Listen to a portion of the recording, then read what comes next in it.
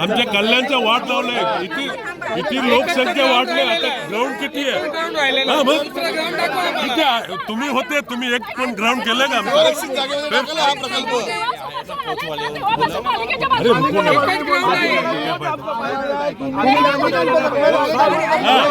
तुम्ही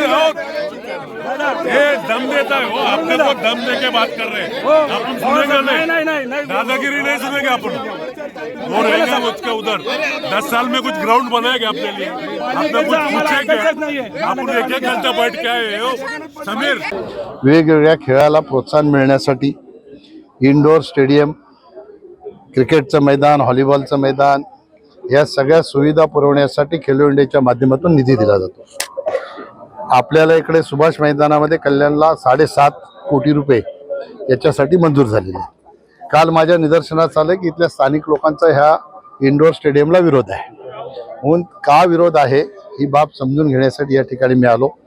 जनतेचा विरोध असेल तर निश्चितपणाने महापालिका, इथली जनता, लोकप्रतिनिधी सगळे बसून त्याच्यातनं काय मार्ग काढता येतो त्या बाबतीत विचार विनिमय करून मार्ग काढला जाईल।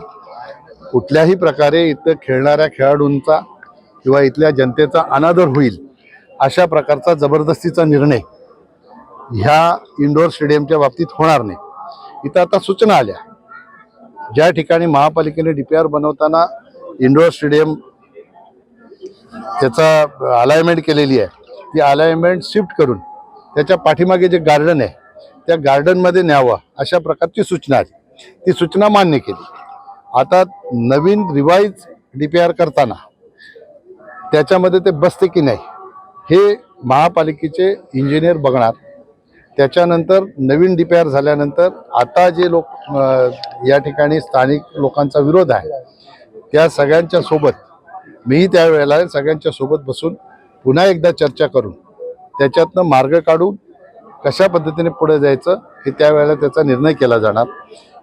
कबड्डीचं मैदान आणि खो खोचं मैदान हे पाठीमागे जे बाल्कनी आहे आपल्या ह्या सगळ्या सहकाऱ्यांच्या सूचनेवरून त्यांनी अशी सूचना केली की बाल्कनी पाडा, बाल्कनीचा काही उपयोग नाही, त्या बाल्कनीच्या तिकडे कबड्डीचं मैदान आणि खो खोचं मैदान हे झालं पाहिजे। पार्किंगची व्यवस्था जी आहे ती स्किप करून DPR चेंज करून इंडोर स्टेडियममध्ये बॅडमिंटन कोर्ट आहे, व्हॉलीबॉल आहे। मी आता त्यांना सूचना केली की मॅटवरच्या कबड्डीचं कोर्ट ही त्या ठिकाणी बनवा, जिम आहे, चेंजिंग रूम आहे, वॉशरूम आहे, अशा सगळ्या प्रकारच्या सुविधा आहेत। आणि क्रिकेटच्या मैदानाचा रेडियस जो आहे त्या पूर्ण रेडियसला वॉकिंग ट्रॅक आहे, जॉगिंग ट्रॅक आहे, ते जॉगिंग ट्रॅकची सुविधा यामध्ये आहे। या सगळ्या गोष्टी नीटपणाने सगळ्यांना समजून सांगण्याची आवश्यकता आहे। आता त्यांनी सांगितलं की आम्ही 120 मीटर कसं पळणार, आता 120 मीटर फक्त रुंदी लांबी अशी आहे मैदानाची, पण त्याचा गोल रेडियस मोजला तर तो 400 मीटर होणार, तो काही कमी होण्याचं कारणच नाही। पण लक्षात घेतली, थोडंसं समजण्यामध्ये काहीतरी फेर होतो, चूक होते, ते सगळ्यांची समज निश्चितपणाने योग्य पद्धतीने करून महापालिकेने बनवलेला नवीन DPR आल्यानंतर पुन्हा एकदा याच्यावर चर्चा करून सुभाष मैदानामध्ये ही सगळी खेळाची डेव्हलपमेंट आहे ही झाली पाहिजे। क्रिकेट बरोबर सगळ्याच खेळांची प्रगती झाली पाहिजे। कल्याणमधल्या तरुणांना ह्या सगळ्या सुविधा मिळाल्या पाहिजे, कारण कोणीतरी आपल्या कल्याणमधला वेगवेगळ्या खेळामध्ये एशियन गेममध्ये, ऑलिम्पिकमध्ये पोचला पाहिजे। त्याच्यासाठी खऱ्या अर्थाने देशाच्या प्रधानमंत्र्यांनी ही खेलो इंडियाच्या माध्यमातून निर्माण केलेली व्यवस्था आहे।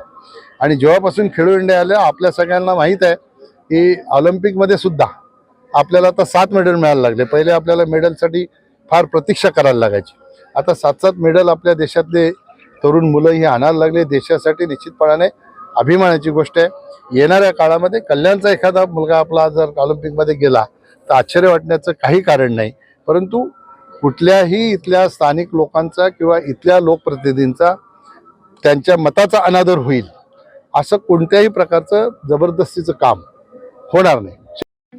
ठळक घडामोडींसाठी देशोन्नती न्यूज चॅनलला सबस्क्राइब करा आणि बेल आयकॉन प्रेस करा। मुंबई, पुणे, नागपूर, मराठवाडा असो का विदर्भ, राजकीय, सामाजिक, शैक्षणिक क्षेत्र असो का क्रीडा, सर्वच घडामोडीचे विश्लेषण पाहायला विसरू नका. फक्त देशोन्नती न्यूजवर.